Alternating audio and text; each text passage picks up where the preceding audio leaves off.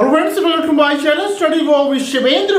देखिए, आज की जो वैकेंसी है वो उन स्टूडेंट्स के लिए रहने वाली है जिन्होंने अभी अभी लॉ पास आउट किया है। मतलब कि जो अभी फ्रेशर्स हैं उनके लिए ये वैकेंसी रहने वाली है।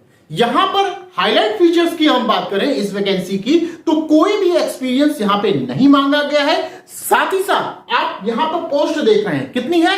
129 आपकी पोस्ट यहां पे निकाली गई है और जो सैलरी रहने वाली है वो 92,300 आपकी सैलरी यहां पर रहने वाली है।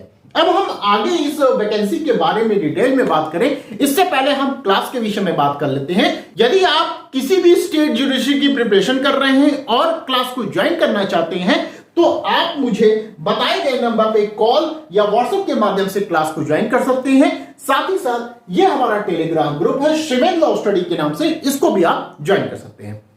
अभी मैं अपने चैनल पर BNS भारतीय न्याय संहिता पढ़ा रहा हूं, तो यदि आपको क्लास ज्वाइन करना होगा तो आप क्लास को ज्वाइन कर सकते हैं। आप सिंगल पेपर भी ज्वाइन कर सकते हैं, ठीक है। तो चलिए ये हम बात करते हैं वैकेंसी के बारे में। देखिए, ये वैकेंसी आपकी है high court of judicature at Bombay के द्वारा ये आपकी वैकेंसी निकाली गई है। देखते हैं क्या क्या चीजें कही गई हैं। देखिए, नंबर ऑफ द पोस्ट कहा गया तो ये लॉ क्लर्क की आपकी ये वैकेंसी रहने वाली है। टोटल 129 पोस्ट देख रहे हैं आप, ये निकाली गई है। सैलरी की बात कर ली जाए तो 29,200 से लेकर 92,300 तक आपकी सैलरी यहां पर रहने वाली है। आगे देखते हैं क्या बातें कही गई।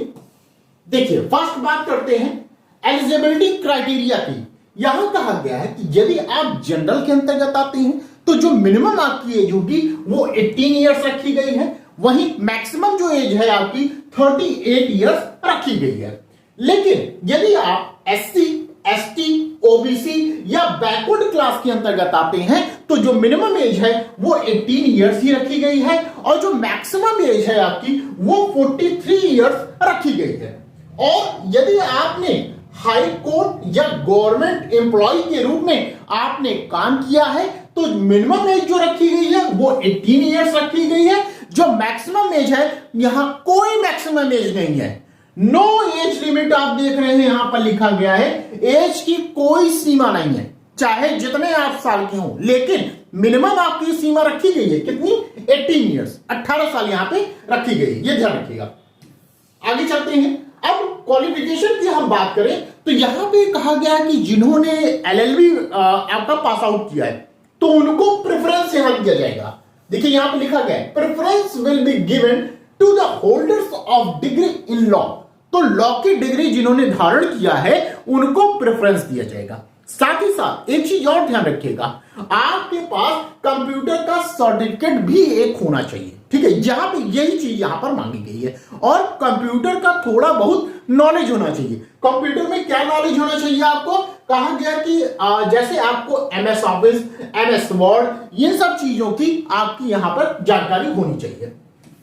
आगे चलते हैं। अब देखिए, आगे यहां पर आप चलेंगे तो D नंबर पे यहां ध्यान रखिएगा, एलिजिबिलिटी क्राइटेरिया में दो चीजें और मांगी गई हैं। क्या है? आपको मराठी का नॉलेज होना चाहिए, थोड़ा बहुत मराठी आप जानते हो। दूसरी चीज कि आप जो वीडियो कॉन्फ्रेंसिंग है उसके विषय में भी आप जानते हो, उसको हैंडल करना आप जानते हो, ठीक है। तो एलिजिबिलिटी क्राइटेरिया में आपको दो चीजें और जाननी है, मराठी आपको पता हो, दूसरा वीडियो जो कॉन्फ्रेंसिंग होती है उसके बारे में भी आपके पास नॉलेज होनी चाहिए, ठीक है। आगे चलिए। फीस के विषय में कहा गया है कि जो रजिस्ट्रेशन फीस है आपकी वो कितनी है? 100 रुपीज रखी गई है रजिस्ट्रेशन फीस, जबकि यहां पर एग्जामिनेशन फीस आप देखेंगे कितनी है? 400 रुपीज, ये आपकी एग्जामिनेशन फीस रखी गई है। आगे चलते हैं। अब देखिए, यहां पे ये बता रहे हैं procedure for submitting online application.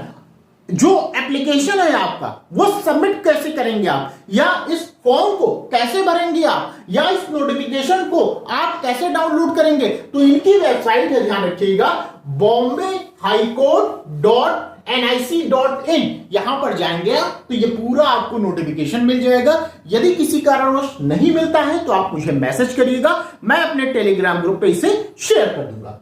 अब एक जो इंपॉर्टेंट चीज है वो ध्यान रखिएगा, फॉर्म इसका स्टार्ट हो रहा है 22 जनवरी 2025 से फॉर्म स्टार्ट हो जाएगा।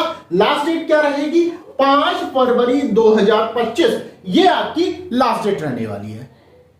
अब देखिए, जो सबसे मोस्ट इंपॉर्टेंट बात यहां पे कही गई है कि आपका एग्जाम पैटर्न क्या होगा, कैसे आप क्वालिफाई करेंगे, क्या पैटर्न अपनाया गया है यहां पर, तो इसके बारे में समझ लेते हैं। देखिए, यहां पर कह रहे हैं असेसमेंट ऑफ द कैंडिडेट्स और मार्क्स। एक आपका स्क्रीनिंग टेस्ट होगा, ठीक है। उस स्क्रीनिंग टेस्ट में क्या क्या पूछा जाएगा यहां पर बताया जा रहा है। तो टोटल मार्क्स आपका 90 होगा, 90 नंबर का आपका स्क्रीनिंग टेस्ट होगा, जिसमें से कम आपको कितना लाना है? 45 मार्क्स आपको लाना है। कितने घंटे का पेपर होगा? 1 घंटे का ये पेपर रहने वाला है, ये ध्यान रखिएगा। जो क्वेश्चन पूछा जाएगा वो ऑब्जेक्टिव टाइप क्वेश्चन रहेगा, एमसीक्यू बेस्ड रहेगा। 4 ऑप्शन दे दिए जाएंगे, क्वेश्चन रहेगा, उसमें से आपको क्लिक करना होगा, ठीक है। अब क्या क्या पूछा जाएगा अब ये समझ लेते हैं। मराठी से क्वेश्चन पूछा जाएगा, कितना? 10 आपके क्वेश्चन रहेंगे। और इंग्लिश से पूछा जाएगा 20 आपके मार्क्स के क्वेश्चन रहेंगे। जनरल नॉलेज से पूछा जाएगा 10 मार्क्स का रहेगा क्वेश्चन। जनरल इंटेलिजेंस से पूछा जाएगा 20 आपका मार्क्स का रहेगा ये। और अर्थमेटिक्स से पूछा जाएगा, ये भी आपका 20 मार्क्स का रहेगा। कंप्यूटर से पूछा जाएगा, ये आपका 10 मार्क्स का रहेगा, ठीक है। तो ये क्या क्या चीजें इसमें पूछी जाएंगी ये हमने बता दिया। ये क्या है आपका? ये आपका स्क्रीनिंग टेस्ट है, समझिएगा। अब स्क्रीनिंग टेस्ट आप पास हो जाते हैं तो आपको दूसरा पड़ाव पार करना है। दूसरा पड़ाव क्या रहेगा? टाइपिंग टेस्ट रहेगा। ये आपका 20 मार्क्स का रहेगा, 20 नंबर का ये टाइपिंग टेस्ट रहेगा, जिसमें आपको जो मिनिमम पासिंग मार्क्स लाना है वो 10 मार्क्स लाना है, ठीक है। ये ध्यान रखिएगा, 20 मार्क्स का रहेगा, मिनिमम आपको लाना है जो वो 10 मार्क्स का यहां पर लाना होगा, ये ध्यान रखिएगा। ड्यूरेशन जो दिया रहेगा, टाइम पीरियड रहेगा, वो 10 मिनट्स का रहेगा। और क्या करना है इसमें आपसे टाइपिंग करवाया जाएगा। एक पैसेज दे देंगे, उसमें आप इतने टाइम में आपको 400 वर्ड्स आपको टाइप करना होगा, ठीक है। ये ध्यान रखिएगा। अब आइए, ये पहला पड़ाव हो गया आपका स्क्रीनिंग टेस्ट, आप पास हो गए। फिर कहां जाएंगे? फिर आपका टाइपिंग टेस्ट होगा, आप ये भी पास हो गए। फिर लास्ट आपका पड़ाव रहेगा ये विवा वॉइस, जिसे हम कहते हैं इंटरव्यू। ये इंटरव्यू आपका 40 मार्क्स का होगा, जिसमें से पासिंग मार्क जो है आपका 16 है, 16 नंबर आपको यहां पर लाना होगा, ठीक है। तो ये तीनों चीजें आप आई होप समझ चुके होंगे। पहला पड़ाव स्क्रीनिंग टेस्ट, उसके बाद टाइपिंग टेस्ट, फिर आपका तीसरा आता है विवा वॉइस, ठीक है। अब ध्यान रखिएगा, जो एग्जाम होगा वो आपका इंग्लिश लैंग्वेज में ही होगा, ये ध्यान रखिएगा।